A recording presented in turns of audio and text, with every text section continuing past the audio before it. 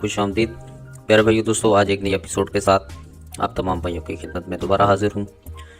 दोस्तों, आज मैं आपको एक ऐसा नुस्खा बताऊंगा जिसके इस्तेमाल से अगर आप अपने नफ्स के ऊपर वो चीज़ लगा कर औरत से मुबाशरत करते हैं तो सिर्फ़ और सिर्फ एक ही दखूल के दौरान एक ही झटके में औरत का अंजाल हो सकता है।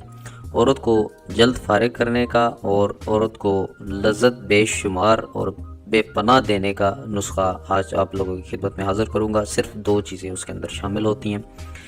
ये नुस्खा इतना कारआमद है कि जिन लोगों की अगर मर्दाना टाइमिंग कम है, जो अपनी ज़ौजा को सेटिस्फाई नहीं कर सकते और जो शर्माते हैं हम बिस्तरी करने से कि हमारी टाइमिंग इतनी कम है, औरत के सामने हमें शर्मिंदगी का सामना करना पड़ेगा और वो डरते हैं कि अगर हमने दखूल के दौरान, दखूल से पहले अगर हमारा पानी निकल गया, यानी हमारी मनी का इखराज हो गया, तो औरत के सामने हमें शर्मिंदगी का सामना करना पड़ेगा। वो हमें बुरी निगाह से देखेगी और हो भी सकता है कि वो गैर मर्द के साथ उसका ताल्लुक़ मुमकिन हो जाए, क्योंकि जब आप औरत की ख्वाहिश पूरी नहीं करेंगे तो वो लाजमी गैर मर्द के साथ उसका ताल्लुक़ होना शुरू हो जाएगा।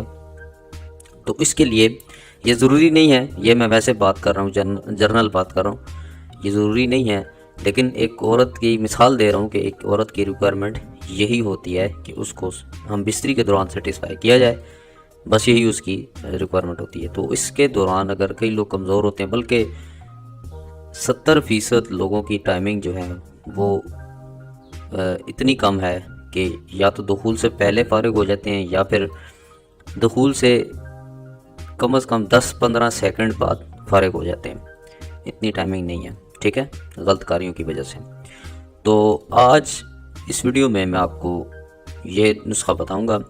इसमें सिर्फ एक चीज़ डलती है, आपने करना क्या है कि आपने 1 किलो बैंगन ख़रीदने हैं, ठीक है। उनको आपने किसी बड़े बर्तन में डालकर ऊपर से छिलका उतार कर आपने किसी बड़े बर्तन में डाल दें, ठीक है। याद रखें कि ये जो बैंगन है ये आप लंबे वाले भी ले सकते हैं, गोल वाले भी ले सकते हैं, ठीक है। दोनों में से कोई भी ले सकते हैं, जैसे आपकी आसानी हो, जो आपको मिल जाए।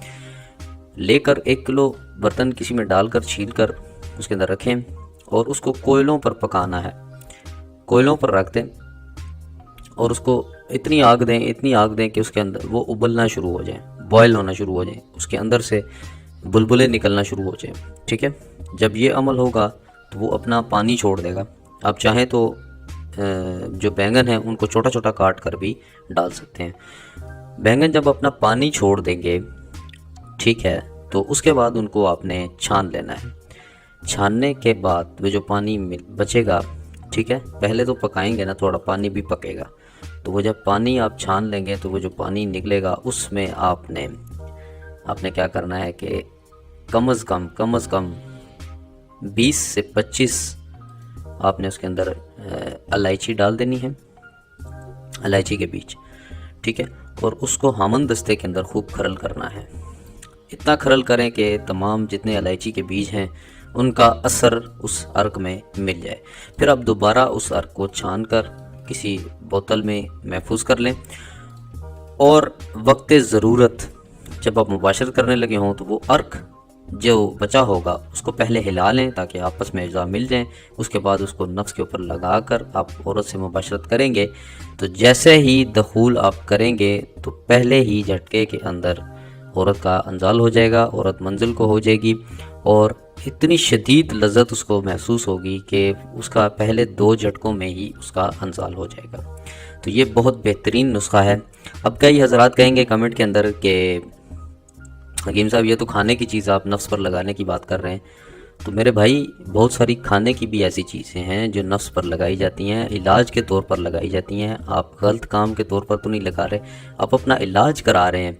बहुत सारी ऐसी चीज़ें हैं, जड़ी बूटियाँ हैं, बहुत सारी ऐसे मैंने बताए हुए हैं वो नफ्स के ऊपर लगते हैं, ठीक है। तो बहुत सारी चीज़ें हैं ऐसी। इस तरह तो एलमंड का ऑयल भी है, जैतून का तेल भी लगता है नफ्स के ऊपर। जैतून की तो कसम खाई हुई है अल्लाह ताला ने कुरान मजीद के अंदर। तो आप ये कहें कि फिर जैतून तो बहुत पाक है, वो उसको क्यों लगा रहे हैं? मतलब इलाज के तौर पर इस्तेमाल कर सकते हैं, मतलब उसमें शफा है, इसीलिए अल्लाह ने कसम खाई है। बहुत जैतून में शफा है, कलवंजी में शफा है। तो इसीलिए कसम खाई हुई है।